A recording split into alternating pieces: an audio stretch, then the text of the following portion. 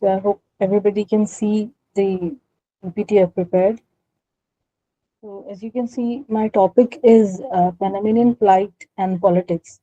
So the first day I saw the brochure for the seminar, the first topic that came to my mind was Panama Canal because the first topic I read from the brochure was hydropolitics, water politics, and Panama is I I hope and I think everybody knows the reason why Panama is the most famous canal or the most significant region that Panama had become in the early 20th century.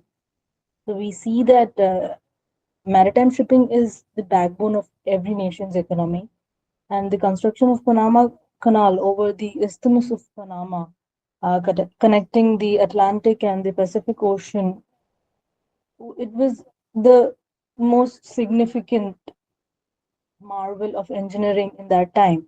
And it contributed a huge lot to the maritime shipping and the world trade too. So, first we'll see the location of the Panama. Here we can see that the Isthmus of Panama is located in a very geographically complex place. We can see that it's a complex formation of land with tropical climate, receiving torrential rainfalls and having a very humid climate throughout the year, receiving almost 105 inches of rainfall annually, and the temperature rising up to 80 degrees.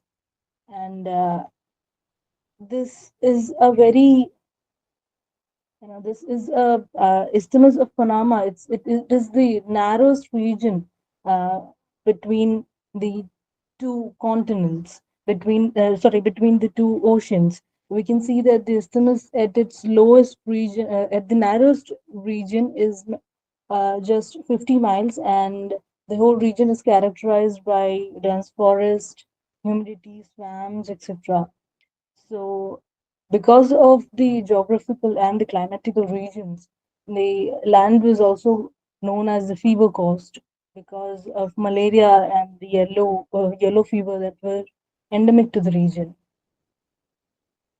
So, about the Panama as a region, politically, we can say that Panama was under the colonial rule of Spain for about 300 years. So from now we can see that colonialism and then imperialism is starting to enter the region. And so for about 300 years, from 1538 to 1821, Panama, the region was under the colonial rule of Spain. And by the end of this colonial rule of Spain in 1821, we see that Panama has joined Colombia to become a subdivision of the Gran Colombia for about 80 years to come. And by the end of this 80 years, we see the the Panama region, the Panamanians want to, uh, be independent on their own. They want to be independent, and we'll see how it will eventually gain independence. But then it will become impossible for them to use their specific or their advantageous geographical positioning of the whole land.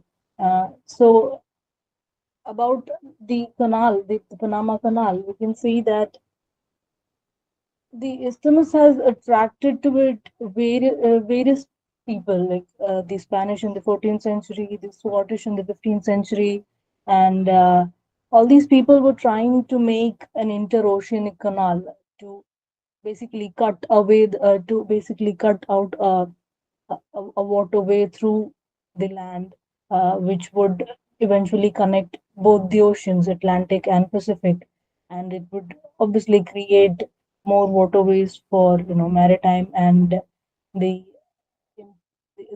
the whole prospects for controlling the oceans around these continents, these nations, the nation states that were forming by this time.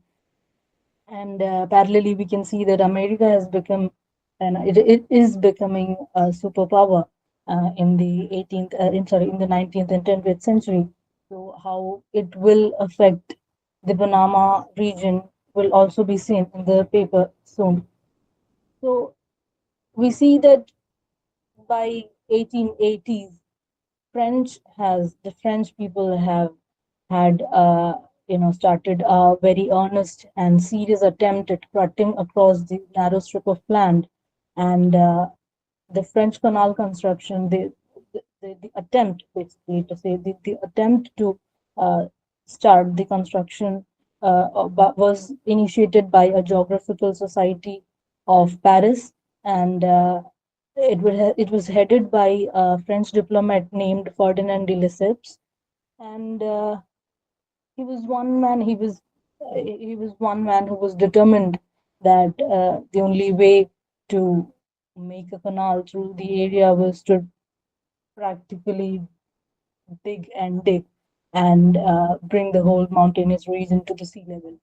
But even though many other uh, you know, people from French Navy, many other engineers, senior engineers, they were advising him that this was actually not possible. This was not practical for the geographical area, the formation that Panama is, with the mountainous regions and the uh, torrential rains. It would be impossible to do so. But the one man behind the French attempt to create the canal, that Ferdinand de Lesseps was, he was adamant at bringing down the mountains to sea level, because he was one major investor, and he was the one man behind collecting investors from various parts of the world, uh, in order to seek international cooperation to build this this interoceanic canal. So he was one important person, and he was adamant at bringing this whole region to the sea level. But we see that uh, this French attempt is, it's just a misery for workers.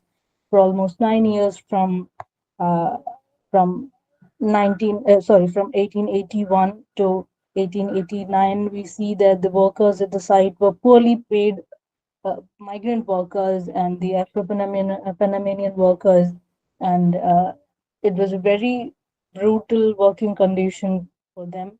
We see that Lesseps was soon facing problems of dwindling shortage of labor, and these workers were former slaves, migrants from neighboring regions like Guadeloupe and West Indies, particularly from Barbados and Jamaica.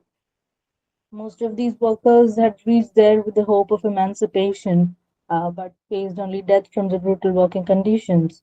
And the workers were hacking away the jungle with machetes, digging by hand with pickaxes in sweltering heat. And another problem that they were going to face here was the contraction of diseases from the disease-infected mosquitoes. We've seen that the region you know, is known as the fever coast. So malaria, yellow fever, and such diseases were endemic to the region, and these workers, these poorly paid migrant workers, were suffering from these issues too. So the French idea of the canal construction was becoming a fatal project, and by 3 to 4 years itself, we see that around 22,000 workers were losing life in the site with rampant accidents and diseases. The diseases and accidents left thousands of dead, and there was also a political instability causing a social unrest and inflation and a food shortage, and the whole essential hope for working there was losing. Everybody was losing the hope of this French project, and the practicality of heavy digging to bring the mountains to the sea level was, it was fading. The company which was undertaking this project had been, it was falling to bankruptcy, and several people around Europe who had invested in the company were losing lump sum amount of wealth in the failed project. So by the end of the time, by the end of these 9 years, 8 years to be precise, we see that Ferdinand de Lesseps, the person behind the project, and his son were sentenced 5 years of jail in the case of fraud and maladministration in the site. And the irony being, the man had just visited the site just 2 times in the whole span of 8 years. And you know, the French company then had completely abandoned the project and left the site in 1889, leaving the project unfinished. So this was the site. I hope you can see that this was the site and the working conditions. They were trying to bring down the mountains to the ocean level. So in almost after a decade, we can see that the United States of America had taken a keen interest in the canal construction, because from the geographical positioning of the isthmus, we can see that America, which was by now a superpower, or rather was rising to be a superpower, an imperialist superpower. It was to be the most advantaged nation if the Panama Canal was to be constructed there, and the president at this time, the American president at this time, was Theodore Roosevelt, and he was one man who was very much interested in, in widening the imperialist areas of or the oceanic, you know, or the naval power and the oceanic control of the United States of America. So after almost a decade of the French canal construction site being abandoned, we see the Americans having a keen interest. And one man that was very much influential in the whole in the whole American project, was another French engineer who had engaged in the French canal construction and had eventually lost a lump sum amount in its failure. And that one determined Frenchman behind getting the canal built, and who was, persuading the U.S. Congress, U.S. government to relocate the canal construction from Nicaragua to Panama, was this Philippe John Bonavarilla. And we see that this man was too much dedicated in his work, too much determined to make this make this construction possible. And even though we can see that, even though it was practical for the American for the American to build this canal in Nicaragua, because Nicaragua as a region, it was less politically volatile, and the route the Americans had decided for them, they had proposed, was more practical in the sense that it had a huge lake in the way, and so obviously the work was cut down short by many folds.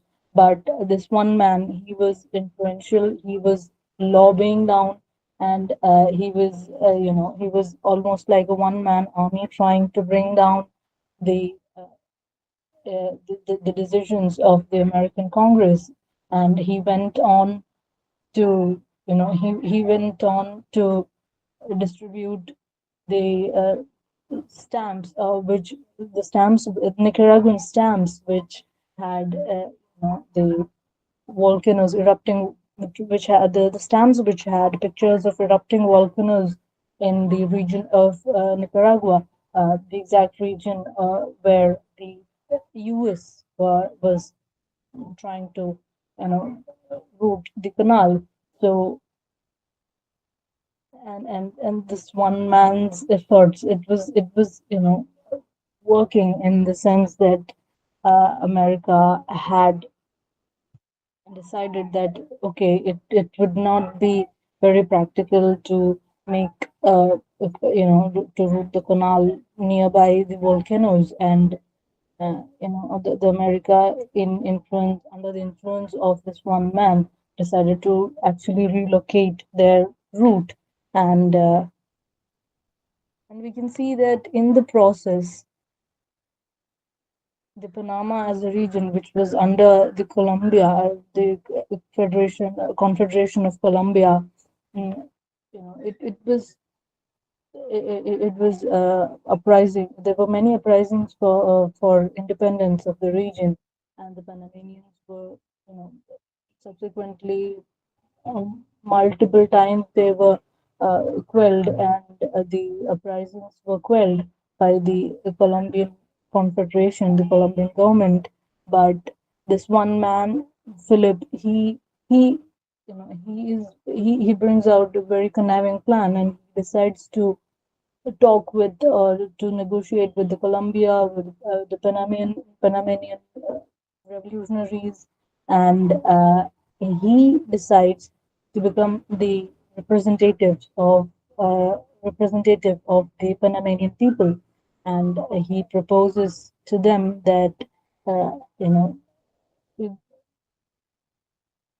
he proposes to the Panamanian leaders that he can actually negotiate for their independence with the intervention of U.S., and you know the Colombia would not actually uh, respond against the U.S. Navy in its presence.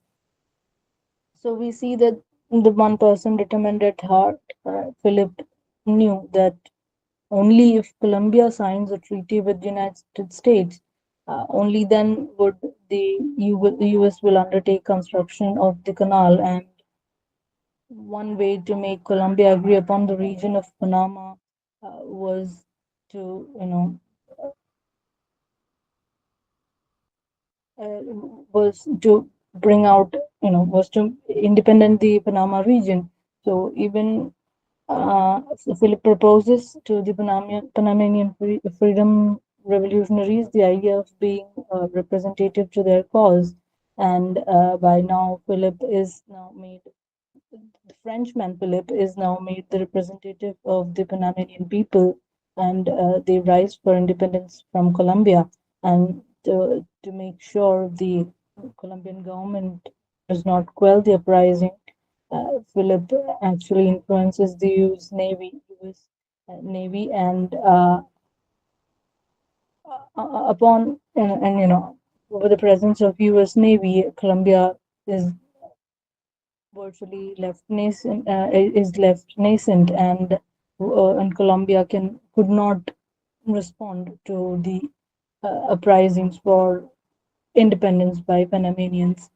So now United Nations was so sorry, the United States was the first to recognize Panama as an independent republic nation, and with Philip being the representative of the newly formed republic, he signs a treaty with the United States of America, leasing out the Panama Canal Zone for handling the region, the construction and maintenance and control of the whole region of Panama, the Panama Canal. So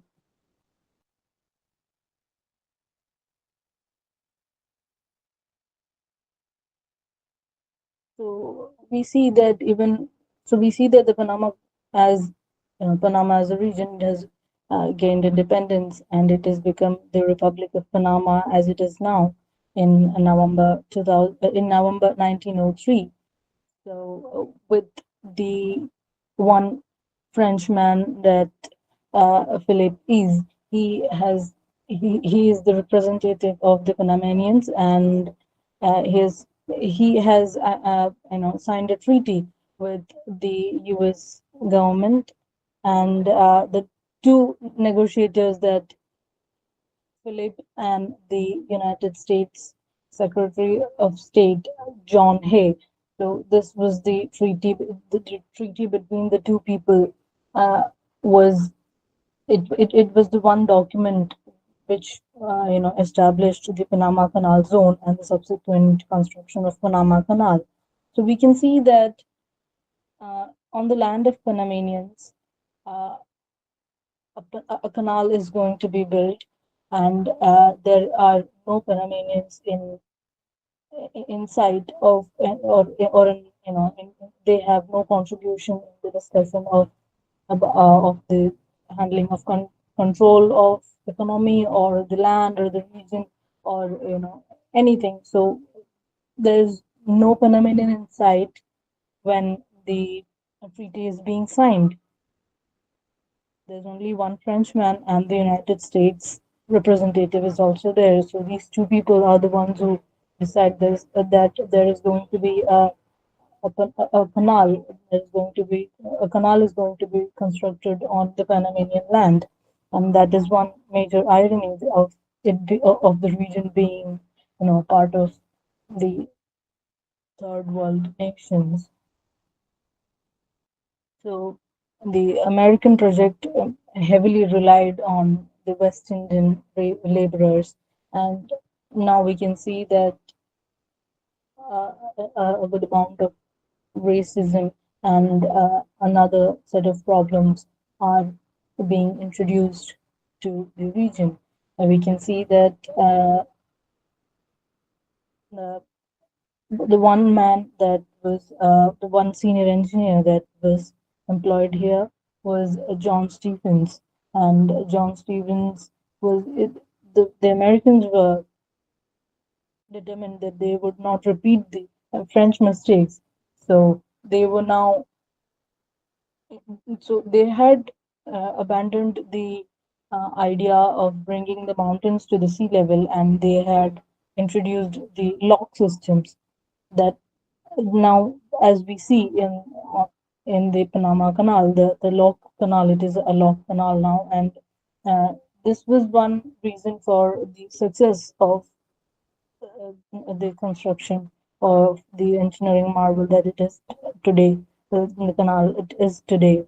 So, John Stevens was the civil railroad engineer that was employed, and with no opposition from any foreign government, be it Nicaragua or be it Colombia. The construction begins. With the construction begins, we can see that the workers were treated alien and were, the West Indian workers, the laborers were treated alien and were disadvantaged at both ends because the host nation, Panama, and even the employer nation, United States, both were keeping these workers submissive, and there was an evident racial segregation in the workers, and even when the Panamanian natives, who were racially heterogeneous, there were white-skinned Latins, there were mestizos, and there were blacks from the descendant of colonial Spanish slave trade, even as the natives, Panamanian natives, and the migrant workers, the West Indian workers, the, the both lords realized that they were both equally being exploited by the U.S. employer. There was still a great schism between the two groups, and the reason for the schism was essentially developed out of the color segregation and privileges and differences in wages that were being given or that was being distributed by the or that was being set out by the Panama Canal Zone policies. And you can say outright that these policies were color, was these policies itself were, the reason for the inspired color segregation. The white workers were paid gold, and the men of color were paid in silver. And the American supremacist preference, American white supremacist preference was understood by the allied class of Panamanian zone, and thus both the American canal managers and the Panamanian elites, they were both joining hands in cooperation to keep the non-white population of the Panama Canal under a submissive position, and the blacks, the Negroes, were subdued with the same paternalism that the kind planters had towards their former slaves. So again, we see that it was a miserable condition that these workers were working in. If the French workers, or if during the French canal construction, people were working in brutal physical condition, uh, in during the American canal construction, we see that the engineers had solved out many problems. The technicalities of the or the physical problems of geographical problems were solved out, but then these kind of problems of the racial segregation were taking place, were deep in the site, and uh, even after the construction was complete, we could see that the West Indian population of the Republic of Panama were suffering as they were publicly ostracized and were deemed as the undesirable population, and they were they were outrightly said that Negroes are not, the Panama is not their native land and they are not Spanish. So that was one problem that was taking place there, and the racial segregation, it was coupled with economic competition too. So Panamanians rejected the West Indians and their children, withholding their citizenship until 21 years of age. So now we can see that by this time, after the construction of the Panama Canal, the United States had, it had opened the canal for commercial traffic in 1914, by 1914 August, and it continues to be one of the greatest engineering marvels in the world, and it has helped to make what United Nations of America is today, and it has reshaped the global economic landscape. It has made it easier and safer to move goods and people. And for the same reason, the US was very serious about holding control of this very important small strip of land. And this was a choke point that they have built.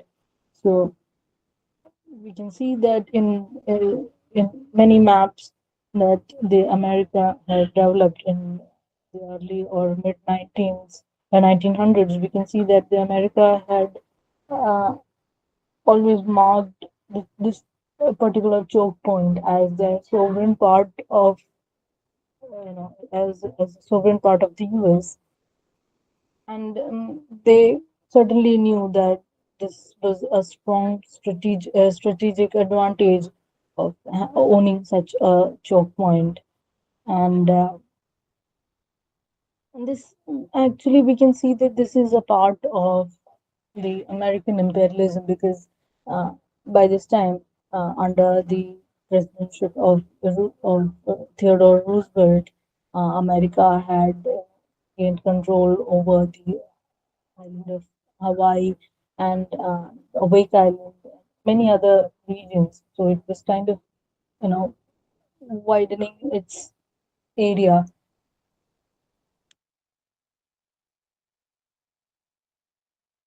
I'm sorry. So okay, so almost after 6 decades or 5 decades of the construction, the the Panama as a country, it had no advantage. It was enjoying no advantage of having this Panama Canal in their region, in their it was eventually their land. So no matter uh, American government had constructed it, it was on their land, and by the mid 20th century, we can see that there was a major subversion, and we can see that the third world nations were rising up and were asking for their rights. And we can see that by this time, by 1960s and 70s, Panamanian rose and protested against the American occupation of the Panama Canal because Panama, as an independent nation from 1903, it had hoped of occupying a center stage in world commerce owing to its geographical location. But due to that one treaty they had signed, okay, they had not signed, but the Frenchmen and the Americans had signed. Uh, you know that treaty was actually the cost they paid for their independence, and that treaty made them lose the sovereignty of the canal.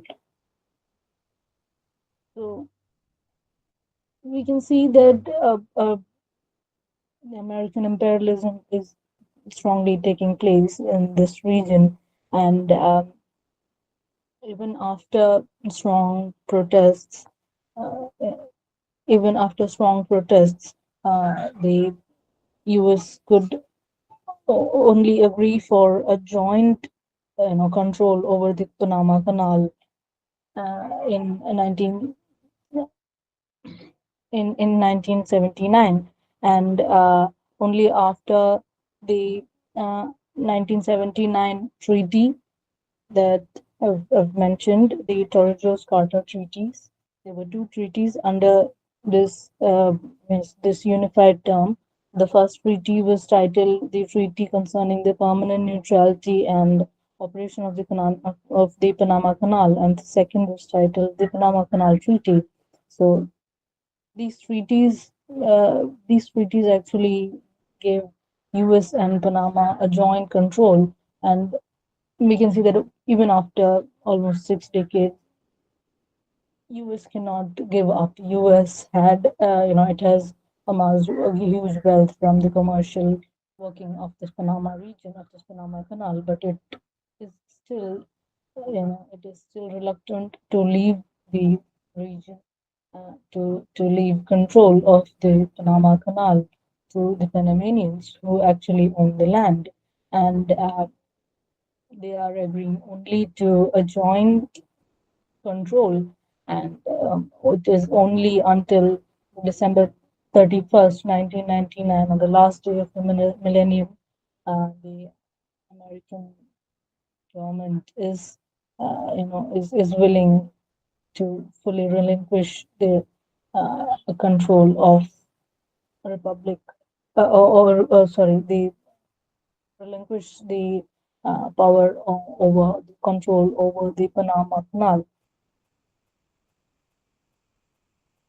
So uh, we can see that after after the Republic of Panama has won all rights over the Panama Canal, the country has shown massive effects, and it is almost like the emergence of the Arabian countries to a forefront after the discovery of oil, and it has gone ever since. Uh, the Panama Canal it is actually a more reliable and sustainable commodity than oil itself.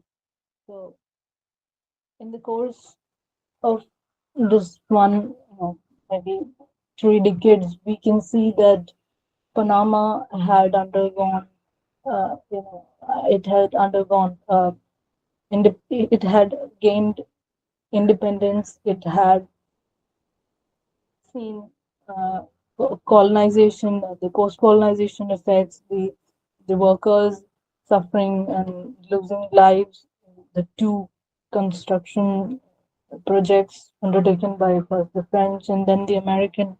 And we are made to think that around 27,000 workers had lost lives in the region. So we are today we are made to look back and think that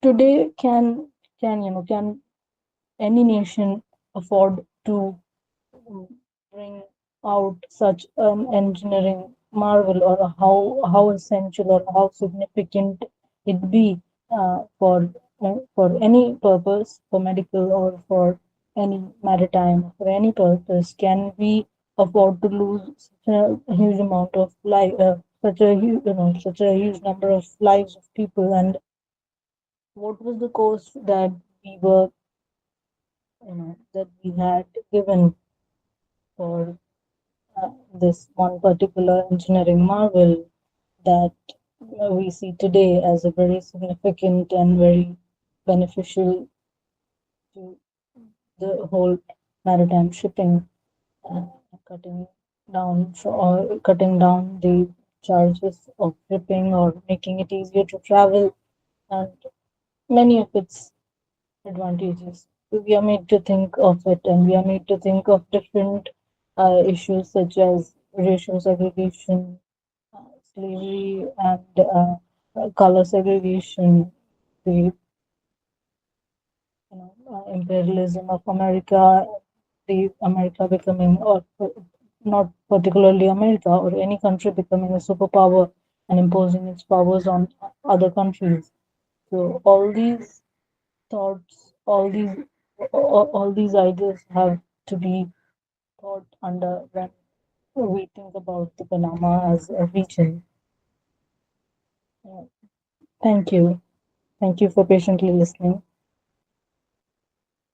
Thank you, Pooja. That was very informative and well researched. Thank you so much.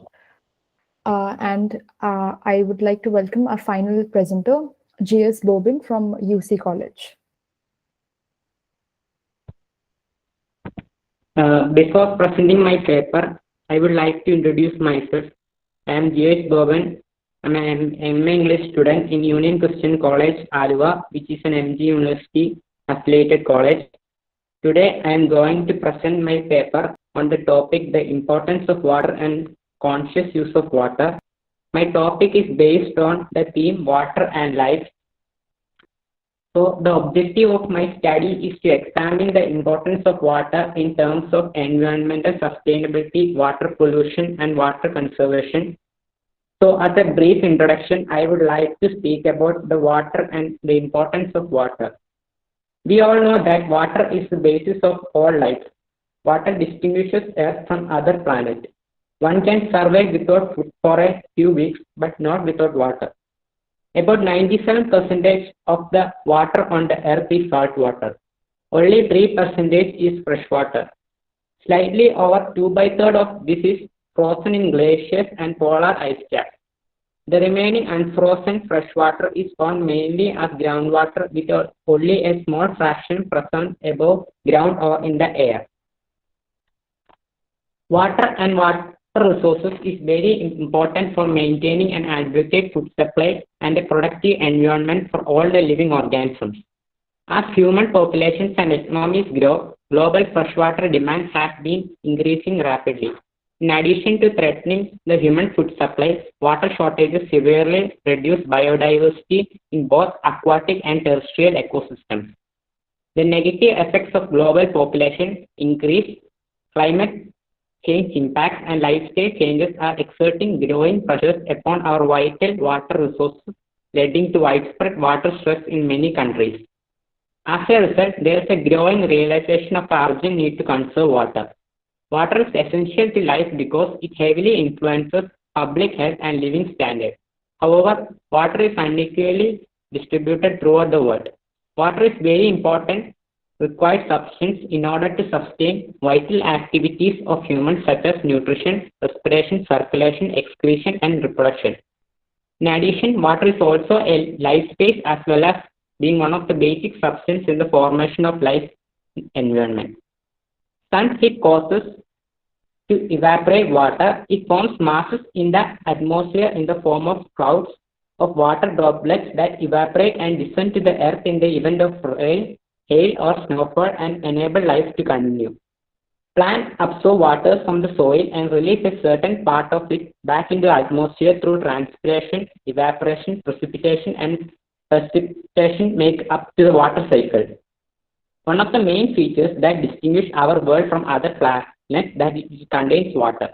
Water has been one of the important factors in the formation of civilizations in history and most important point determining the residential areas.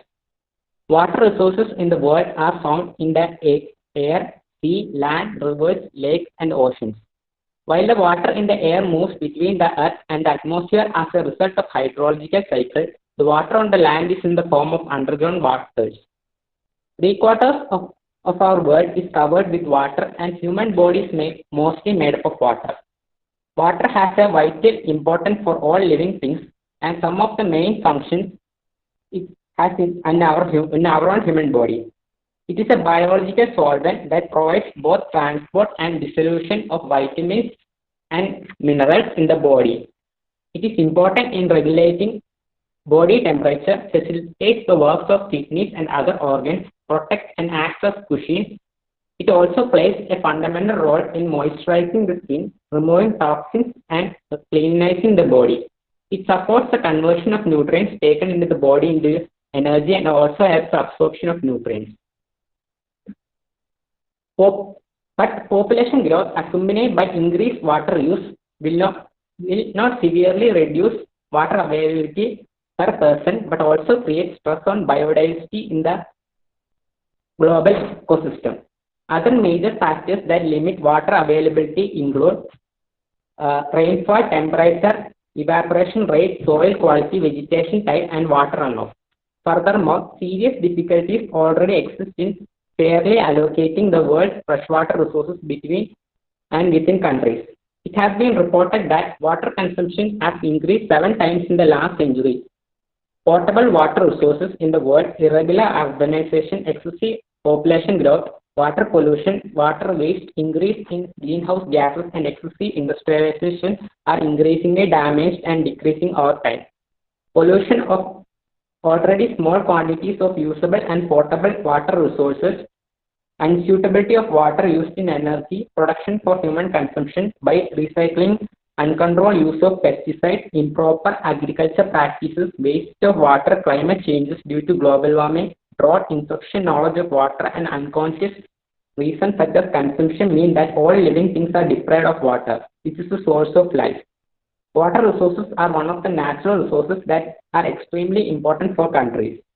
Water resources create habitats for various flora and fauna members which contribute significantly to hydrological and chemical cycles, and despite all these benefits, water resources are the most endangered ecosystems in our world. Now, I am going to speak about water pollution. Water pollution means that it is a deterioration of natural composition of water resources. When humans drink polluted water, it often has serious effects on their health. Water pollution does not only stay in water, it passes to the soil and from the soil to plants, vegetables and fruits through irrigation, and these harmful waste also pass to the animals that drink from these polluted water, and sustainability of food resources is negatively affected. Use of poor quality water, diseases caused by water on living things, low productivity in agriculture activities, the reduction of biodiversity in the aquatic habitat, death and increases in drinking and utility water treatment. It also increases water treatment cost. Water pollution, in addition to causing a decrease in usage and drinking water, threatens the life of all living things in the water, and the biological diversity in the ocean, sea, lake, and aquatic environments is damaged by the pollution of water. Water resources are also chemically contaminated by industrialization, pesticides used in agriculture, chemicals used in agriculture and industry. Agriculture leaks, disinfection practices, faulty industrial practices, leachate from underground storage tanks, and mining activities, waste of chemicals and corrosive waters are the most important chemical pollutants. Water contaminated with chemical pollutants is transported to different places through hydrological cycles, threatening our ecological balance and health. The healthy water drunk and used should be colorless, odorless, and taste water with chemical content should contain some basic elements needed by the body, such as calcium, magnesium, sodium, and they should not contain nitrite, organic matters, chemicals, heavy metals, and disease-causing microorganisms. Uh, uh, there are some factors that have a pollutant effect on surface waters. These factors are disease-causing microorganisms, organic pollutants, industrial waste, synthetic detergents, radioactivity, pesticides, chemical pollutants, inorganic salts, artificial and natural agricultural fertilizers, waste heat. So there are some methods to identify pollution in water. So these are we can understand by the appearance of the water, its taste, its smell, its pollution caused by microorganisms, heavy metals, nitrates, radon, and many chemicals can also be understood by laboratory tests. For this reason, analysis of potable water should be done regularly. Now I am moving to my next topic, that is conservation of water. Conservation of water means careful, sensible, and judicious use of water. It includes all policies, strategies, and activities to sustainably manage the natural resources of freshwater, to protect the hydrosphere, and to meet the current and future human demand. Excessive and unplanned use of water has depleted our water resource. Hence, there is an immediate need for conserving water. So, I will list out some of the methods for conserving our water resources. These are dripping taps should be repaired. We should use water-saving equipment. Fruits and vegetables should be washed in a bowl instead of bowl, and wash dishes in dishwashers. Hot water pipes should be covered with the insulating wire. Washing machines should be operated when it is completely full. Another one is use shower heads with adjustable flow rate. And also we should use large rainwater tanks that can be used to collect water. Now I will explain some factors to be taken into consideration in order to use irrigation water in agriculture. So first of all, we should use sprinkler and drip irrigation in areas where climate, soil, and topographic conditions are favorable. And also we should focus on keep in our mind that limited irrigation should be done, or irrigation should be completely stopped, and larger areas should be irrigated with the water saved here. Then another method is we should use green manure instead of fertilizers, because green manure can help in increasing the water holding capacity of the soil. And also instead of tillage, we should prefer soil drilling. And another method is that we should ensure that plant varieties resistant to drought and salinity are developed.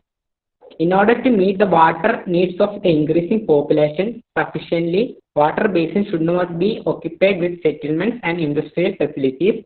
Water resources should not be polluted. Clean water resources and pastures and forests that serve as natural dams should be increased rather than reduced. Now I am going to speak about water scarcity. By water scarcity, it means that the lack of sufficient available water resources to meet water needs with a region. It affects every continent and around 2.8 billion people around the world at least 1 month out of every year. More than 1.2 billion people lack access to clean water. The problem of drinking water is becoming more serious day to day. The problem has not confined to rural areas, but also spread to urban areas as well. The per capita availability of water is decreasing due to rising population and improper management. So there are some factors causing this water scarcity. These are high population. Another one is high population growth rate, global warming, environmental pollution, improper water management, climate changes, unscientific methods of irrigation, non-uniform distribution of rainfall causing floods and droughts, non-uniform distribution of water over space and time. The sources, so some source, there some solutions for water scarcity are we should educate ourselves, support clean water initiatives, recycle water, improve practices related to farming, advance technology related to water conservation, improve sewage systems. So, water is extremely important for the continuation of life. Water is, in fact, life. Therefore, every decision and every step to be taken on water is vital. It is extremely important in my opinion, man is, is at the center of the nature. However, we cannot talk about a situation such as the separation of man and nature. If a person possesses ethical and moral values, values other living things and acts in a way that respects their right to life, we can have a livable environment. As a matter of fact, we as humans constitute the largest pollutant group in the world. The places that are mostly heavily affected by pollution are the places and resources that everyone uses in common. Considering the limited water resources in the world and the state of risk it is in, evaluating it as a complete medium may lead to undesirable results. Water is an essential substance not only for humans but for all living things. The demand for water, whose usage areas are expanding with changing of living conditions, is increasing day by day. However, water resources are in danger of decreasing due to climate change, global warming, misuse, and pollutants. Wealthy people of developed or underdeveloped countries do not know or calculate the amount of water they consume in their homes or how much they pay for it. Poor people pay very high bills for water that is already interrupted. People with low income have to pay the price of the wrong policies developed by the economists who think that water scarcity or waste can be overcome by refreshing water. The high water bills for domestic use and the taxes imposed on them prevent the people in need of protection from accessing water. In addition, due to the insufficient cleanliness of main water, lately more and more people get their waste need from bottled water. The public who cannot afford the utility water bill cannot be expected to meet the cost of bottled and sold water. This situation means the violation of the right to life of those whose economic conditions are not suitable. The importance of water used by the rich to irrigate the flowers they grow, to wash their cars, or to enhance the beauty of their home surroundings is more meaningful to some poor people. So, water, soil, and air, which are the basic components of the earth, constitute the basic components that ensure the continuity of life. Using and protecting the natural composition of soil, water, and air without disturbing it as an absolute necessity for sustainable living and natural environment. In addition, for a sustainable natural environment, economic decisions and natural environment decisions should be evaluated together and together in accordance with the purpose of sustainable development. As a matter of fact, in order to protect the natural environment and transfer this value to future generations in the same way, all the elements that make up the natural environment should be considered as an inseparable whole. And the perception and the awareness that the negative effects that may occur in any of them will affect the other elements in sequence. Also, the most important role in the protection of water resources belongs to public and our own private institutions that provide water. Education also has an important role. And we should we should conduct environmental awareness trainings, especially at a young age, that can reach larger audiences with the participation of their parents as well as their children. Factors such as technological developments, economic growth and welfare level, demographic changes, differences in nutrition and social and cultural values are thought to affect water use habitats.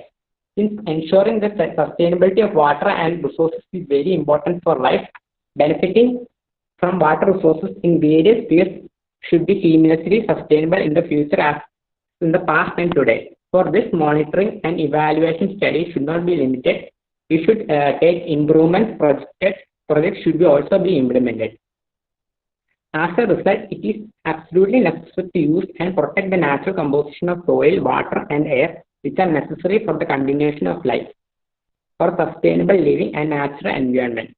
Therefore, it is necessary to use, protect, and plan natural resources in a sustainable way. With the conscious use of water, we can prevent the pollution and depletion of our water resources by taking simple measures without impairing our quality of life. We must act in awareness that the lives of future generations are in our hands. The prerequisite for this is to leave potable water and a livable environment to future generations. So we should keep in mind that we should preserve water, we should go green and save our life. So it was all about my paper and my subject. In brief, I would like to conclude my paper. I would like to thank all the organizing committee members and all the participants for hearing me and for giving me an opportunity. Thank you. Thank you, Jayas. Thank you for that paper. Okay, so with that, we have unfortunately come to an end with the paper presentations.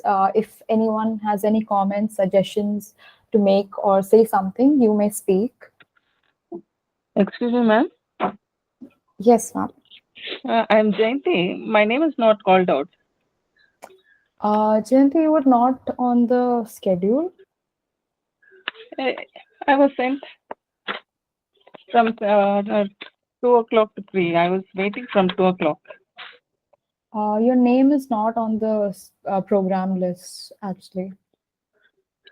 The list which you have, ma'am. Yes. But I was sent the schedule through mail. Which, I'm sorry, I don't, let me check, okay? Yeah.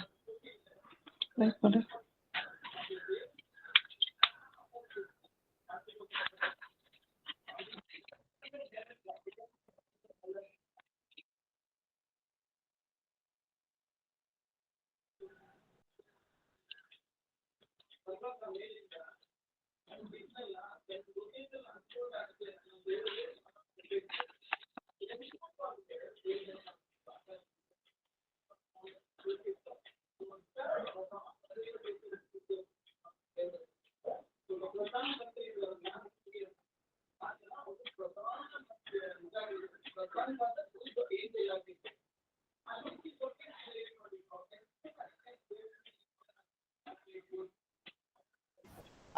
Ms. Jayanti, I checked your name is not on this program list that I have received. Okay. Maybe your name was in the other program list for the other. There are actually two conferences going on parallelly. Okay. So Okay. Excuse me. Yeah, excuse me, ma'am. Yeah. Actually, your name was in room 1. Okay. I think you didn't check that link, but now the room 1 conference is over. Okay. So can I present here? Aishwarya, ma'am, you have to decide. Actually, I got connected through the link which I got from the mail. Okay, okay. Aishwarya, ma'am, am I audible? yes, okay, ma'am, you can present. Okay. Okay, ma'am. Thank you for the opportunity. And good evening to all. I'm Jayanti, faculty, Government Arts College. Am I audible, ma'am? Yes, you Am I are. audible? Yeah, Yes. yeah. The title of the presentation is Water, Religion, History, and Literature. And to start with, I tried to trace out the prominence of water in religion, history, and literature. To understand and execute the present life, one should know about the past. Through history, we can learn how past societies, systems, ideologies, government, cultures, and technologies were built, how they operated, and how they have changed. At the same time, reality of life is portrayed in literature. This my research paper tries to trace the focus and the application and prominence of water in religion, history, and literature. And according to Swami Vivekananda, religion is not going to church or putting marks on the forehead or dressing in a peculiar fashion. You may paint yourself in all the colors of the rainbow, but if the heart has not been opened, if you have not realized God, it is all vain. This is said by Swami Vivekananda. And in the ancient times, some people harvested rain in big containers, but many more people used water that had collected naturally in streams, rivers, and in the ground. They could find groundwater rushing by in rivers or bubbling up from underground through spring. Water is the essential component of every being. Without enough water, our physical and cognitive functions decline. Without any, we die within a matter of days. In this way, humans are more dependent on water than many other mammals are. It is understood that water is at the core of sustainable development and it's critical for socio-economic development, energy, and food production, healthy ecosystems, and for human survival itself. Water is also at the heart of adaptation to climate change, serving the crucial link between society and the environment. Recent research has illuminated the origins of our water needs and how we adapted to quench the thirst. While trying to understand the origin of life on Earth, researchers run into a paradox. While water is an indispensable solvent for all known life forms that exist today, water also inhibits the formation of string-like chains of nucleic acid polymers such as RNA that were likely precursors of life. Many of the evolution theories state that life started with water and we always look for water as a sign of beginning of life. The aquatic ape theory states that our ancestors once spent a significant part of their life in water. Presumably, early apes were plant and fruit eaters in tropical forests. Early homines also ate aquatic food, at first mainly weeds and tubers, later seashore animals, especially shellfish. The ancestors of modern humans took a divergent evolutionary pathway from the other great apes by becoming adapted to a more aquatic habitat. In the book The Improbable Primate, How Water Shaped Human Evolution, Sybil Finlayson, a zoologist and philologist who is the director of the museum, offers another view of 7 million years of human evolution.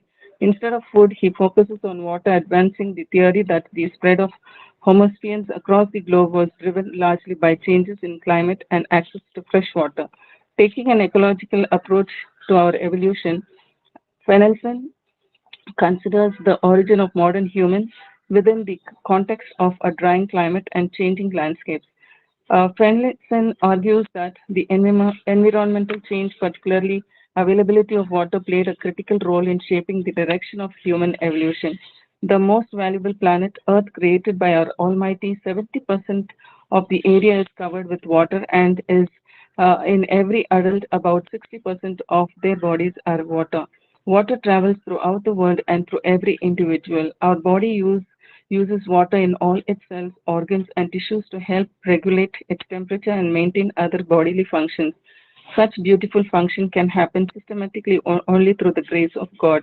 Water has many functions in religion and is used in many religious rituals. In Middle Ages, holy water was seen as a powerful that some fonts had locked covers to prevent theft. According to Hinduism, Hindus plays an important in physical and spiritual well-being of achieving purity. Water in Hinduism is a sacred place because it is believed to hold purifying and cleansing power. The Vedas also mention the medicinal qualities of water.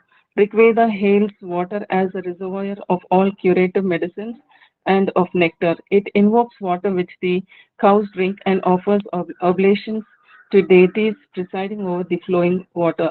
Oh, water which we have drunk becomes refreshing in our body. According to Vedic beliefs, the sun governs all overall health and the eyes. Following the tradition of giving water to sun makes oneself disciplined and maintains the mind, body, and spiritual balance. It is belief uh, of many people that sun gives us pleasure, good health, and wealth in life. Holy places are also located on the banks of the river coast, seashores, and mountains, sites of convergence between land and two, or even better, three rivers carry special significance and are especially sacred.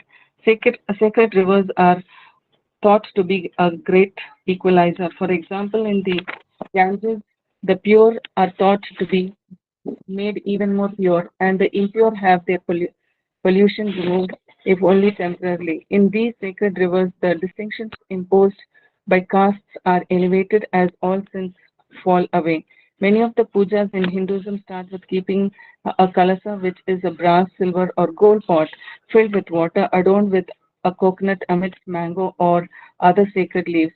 Kalasa symbolizes the universe and becomes an integral part of the liturgy or as it still forms an indispensable element of certain pujas in Hinduism. The pot is the first mandala into which the deities descend and raise themselves. Water therapy, both external and internal, has been practiced for centuries to heal the sick. Ushakala is the Sanskrit for water therapy. According to this ancient system, 1.5 liters of water should be consumed each morning on an empty stomach as well as throughout the day. Water therapy is considered to be the material way of taking an internal bath. Indian mythology states that Ganga, daughter of Himavan king of the mountains, had the power to purify anything that touched her. Ganga flowed from the heavens and purified the people of India. According to myths, the ancient scriptures mention that the water of Ganges carries the blessings of Lord Vishnu, Vishnu's feet. Hence, Ganges is also known as the Vishnupadi, which means emanating from the lotus feet of Supreme Lord Shiva, Sri Vishnu. According to Christianity, the water symbolism of water in the Bible is a significant part of Christian law. It has symbolized the Spirit of God, cleaning and sanctifying God's word, and so much more. For Christians around the world, water plays a vital role in maintaining health and holiness. Water is associated not only with creation but also eternal life. Water is primarily linked to the ritual of baptism, where a follower professes his or her faith by bathing in holy water. This symbolizes rebirth and purity. In the New Testament, water becomes a sign of rebirth. In Jesus, baptism becomes holy water. It can be used for baptism for blessing people, place, or objects, or for repelling evil. Holy water is kept in a font, often near the entrance to a church. It is believed that spring water from the grotto can heal people if they are sick. Every year, millions of Christian pilgrims visit Lourdes in southwestern France. Millions of visitors visit Lourdes each year in the hope of being cured. Water is so important in God's word that it is mentioned 722 times in the Bible, more often than faith, hope, prayer, and worship. Water in the Bible is also used to denote difficult times in life, especially for God's children. When you from Isaiah 43, chapter 43, verse 2, it says that when you pass through the waters, I will be with you, and through the rivers, they shall not overwhelm you. When you walk through fire, you shall not be burnt, and the flame shall not consume you. In both the Old and New Testament, the word water is used as a symbol for salvation and eternal life. As per Bible, Moses guided the Israelites out of the Egypt on their way to the promised land. Pharaoh and his army pursued them. When the Israelites reached the Red Sea, Moses stretched out his hands over the sea and divided the sea, and the waters were divided, allowing his followers safe passage. Red Sea symbolizes became a code word for salvation. The yearly Passover feast commemorates the salvation of Israel's firstborn. And even in the Quran, the main holy book of Islam, had a significant influence in the Arab language and marked the beginning of the Arab language and makes the beginning of Islamic literature. Theological works in Latin were the dominant form of literature in European, typically found in libraries during the Middle Ages. It cannot be denied that all human beings rely on water for life and good health. According to Islam, water is regarded as a blessing from Allah that gives and sustains all life in the world. In the holy book of Quran, water symbolizes wisdom. It recognizes that water is a part of life, that we are made up of, live, breathe, and consume water. To know this is a conscious awareness of the self. Although water manifests itself uniquely in different cultures, there is a common need for finding a responsible way of consuming healthy water. It cannot be denied that all human beings rely on water for life and good health, but for Islam, water is first and foremost a social good in Islam. It is also regarded as a blessing from Allah that gives and sustains all life in this world. The word water appears around 63 times in the Holy Book of Muslim, and as per Buddhism, Buddhist paths to enlightenment includes a diligent cleansing of body, mind, and spirit. Buddhism embodies the calmness and serenity of water by practicing water offerings at Buddhist shrines. In Buddhism, water symbolizes life, the purest form of food, and water is the particular element which in nature carries everything together. Water symbolizes purity, clarity, and calmness and remind us to cleanse our mind and attain the state of purity. Water is used to clean away dirt. When everyone sees water, they are happy and joyful. This is because they are reminded that they can wash away the filth of their minds. They should wash away selfish and unkind thoughts and be clean and pure like water. All religion has their own prominence. However, the importance and value of water and its spiritual application is immense. The law and application may differ from religion to religion, but on the whole, water has its speciality and priority. Russian writer Leo Tolstoy exemplifies the biblical references in the short story The Three Hermits. Jesus walking on the water is depicted as one of the miracles of Jesus recounted in the New Testament according to Gospel in Matthew. It says, "And in the fourth watch of the night, he became unto them walking upon the sea. And when the disciples saw him walking on the sea, they were troubled, saying, It is a ghost, and they carried out for fear. But straightway Jesus spoke unto them, saying, Be of good cheer, it is I, be not afraid." The title refers to its three central character, unnamed simple monks like on a remote island in a life of prayer and contemplation for the salvation of their soul. And the story goes on with regard to Leo Tolstoy's story, The Three Hermits, and I cut short the story and come to the Valmiki Ramayana, on which the epic of Indian mythology story states that Rama, with the help of an army of Varnas, built a bridge to reach Lanka in order to rescue his wife Sita from Ravana, the mighty ruler of Lanka, who had abducted her in Rama's absence. It has been widely believed for a long time to the present day. And another famous writer, Kaviratna Kalidasa, he has, in his drama Abhinayam Shakuntala, he has highlighted the water. The water plays the important role in framing the destiny of the main heroine of the drama, named Shakuntala.